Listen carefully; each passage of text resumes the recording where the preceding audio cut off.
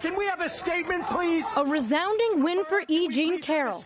A federal jury finding former President Trump sexually abused her and then defamed her by calling her story a lie, awarding her $5 million. The jury swiftly returning their unanimous verdict after fewer than 3 hours of deliberations. In a statement tonight, Carroll saying, "This victory is not just for me, but for every woman who has suffered because she was not believed." The jurors hailing from Manhattan, Westchester County, and the Bronx, 6 men and 3 women, including a security guard, physical therapist, and former janitor, all kept anonymous throughout the trial, a rare move imposed by the judge for their own safety. Over the course of 2 weeks, they heard from Carroll, tearful at times, recounting the attack she says happened more than 20 years ago in a dressing room at Bergdorf Goodman.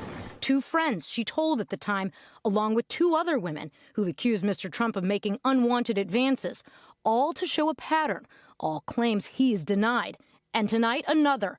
Moments after the verdict, Mr. Trump released a statement on Truth Social saying, "I have absolutely no idea who this woman is. This verdict is a disgrace, a continuation of the greatest witch hunt of all time." A denial similar to this one from last fall when the former president blasted Carroll's story as a hoax, a post viewed by millions. The one the jury found today was defamatory. They make up stories, and then I'm not allowed to speak my mind. But his attorneys put on no defense case at trial, and Mr. Trump never showed up, instead posting about his travels overseas. I don't know anything about this woman. Though jurors did hear from Donald Trump watching this deposition video where he didn't shy away from that now infamous Access Hollywood tape. When you're a star, they let you do it. You can do anything. Grab them by the you can do anything. That's what you said, correct? Well, historically, that's true with stars. It's true with stars that they can grab women by the Well, that's what it's. If you look over the last million years, I guess that's been largely true. Not always, but largely true. Unfortunately or fortunately. And you consider yourself to be a star?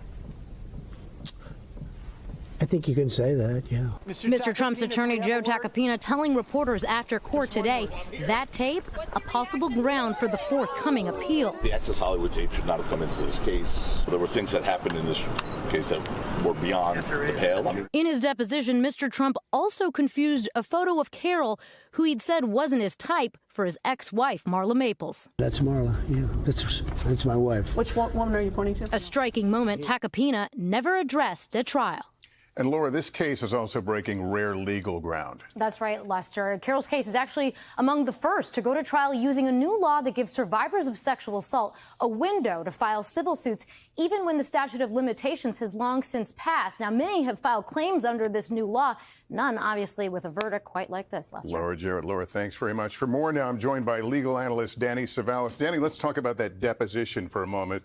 Clearly wasn't helpful to the former president. Is that an issue for lawyers going forward as he faces potential other legal cases? Yes, the lesson to be learned is that if you get Trump into a deposition, he might stay on script for a little while, but sooner or later he veers into improv, and improv is bad for him. For example, saying that the plaintiff in this case was not his type had nothing to do with any kind of defense.